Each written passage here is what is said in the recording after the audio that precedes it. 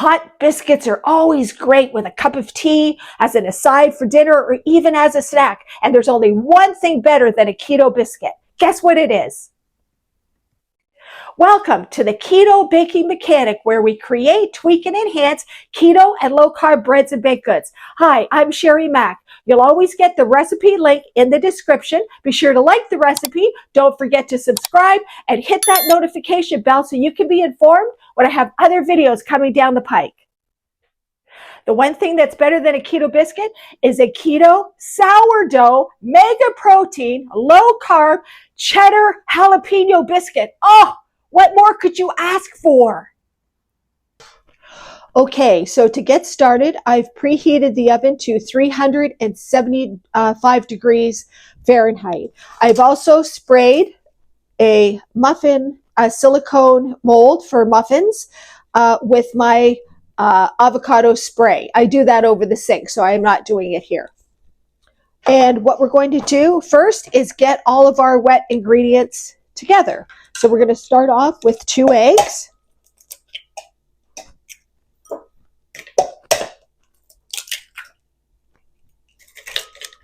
A cup of cottage cheese.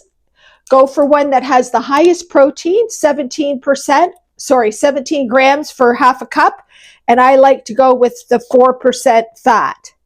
We just want to put that in our mini blender or mixer. I use my little chopper.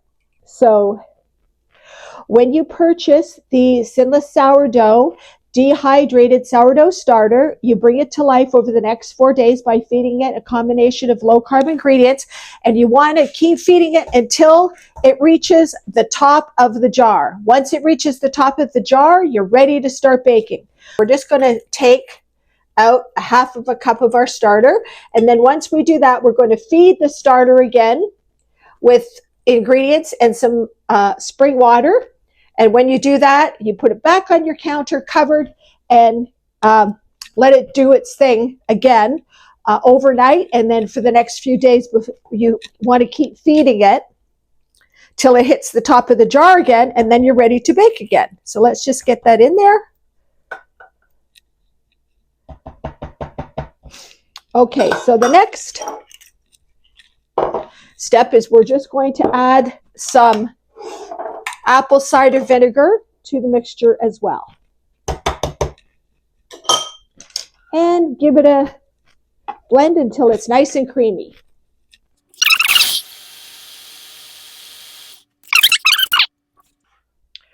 Okay, so we're just going to transfer our wet ingredients to the bowl. Okay, so now we're going to sift our dry ingredients into the same bowl. So I'll just put that there. We're going to start with our almond flour, our psyllium husks. You want to make sure that you use whole psyllium husks, not the powder, a good quality salt, and double acting baking powder, and you want to go for one that has 0 carbs. And we're going to sift that. By sifting it, you're just lightening the texture of the almond flour so that it makes the biscuits a lot lighter as well. Okay, so now I'm going to sift the dry ingredients into the wet ingredients.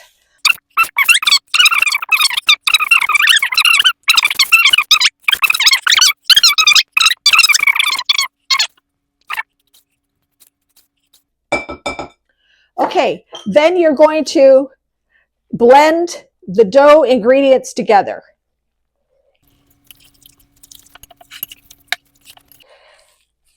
Once that's done, we're now going to put this in the refrigerator and let it sit for about 30 minutes, and it will start to pull together and become firmer because of the psyllium husks. Okay, so the dough has firmed up. Now we're going to fold in our cheddar. Okay, so I have a tip for you with respect to choosing cheddar for your biscuits.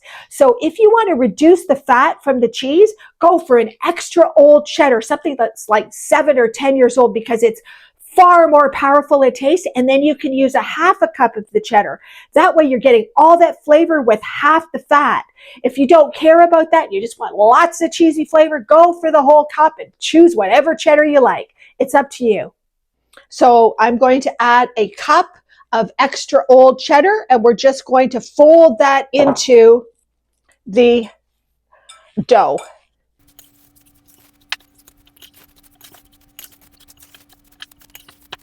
Okay, now I'm going to fill up our muffin mold with the dough.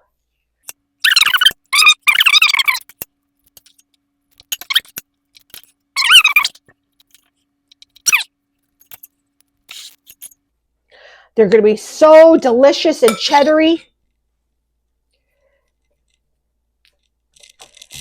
Okay, so let's just see where they're at in size. This one could use a little bit more. This one looks good. This one's a little low too. There. Okay. Now I'm just going to pack them up, and if one has a little bit more than the other, I just steal from one and add to the other. There we go. Maybe a little bit more over here.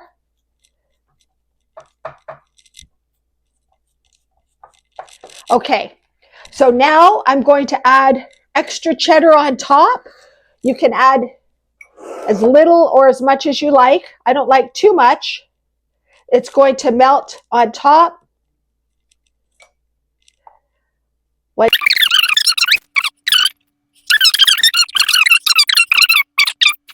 Okay, for jalapenos, you can use fresh jalapenos. The reason why I don't use fresh is because you could rarely get 1 or 2 jalapenos on their own in my neighborhood. So I just don't use the rest of them. You have to buy them in packages of like 6 to 8. And I just don't use that many jalapenos. So I get the ones that are pickled. I dry them off in paper towel before I use them in the recipe, just so the tops of our biscuits are not wet. And I add a few jalapenos to the top.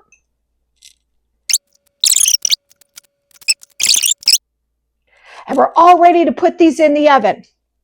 The oven again is been preheated to 375 degrees Fahrenheit. Look at these delicious cheddar chili biscuits. We're just going to let them cool for a couple of minutes and then transfer them to a wire rack so that they can cool and let the air get around them so they don't get soggy on the bottom.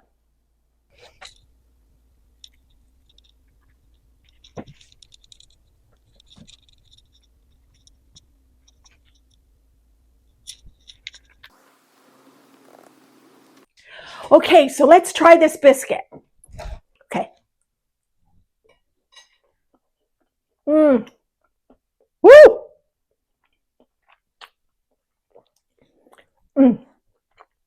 Salty, savory cheddar up against that heat and spice from the jalapeno. Beautiful moisture, dense, and a little bit of tang from the sourdough fermentation from your starter. Oh, delicious.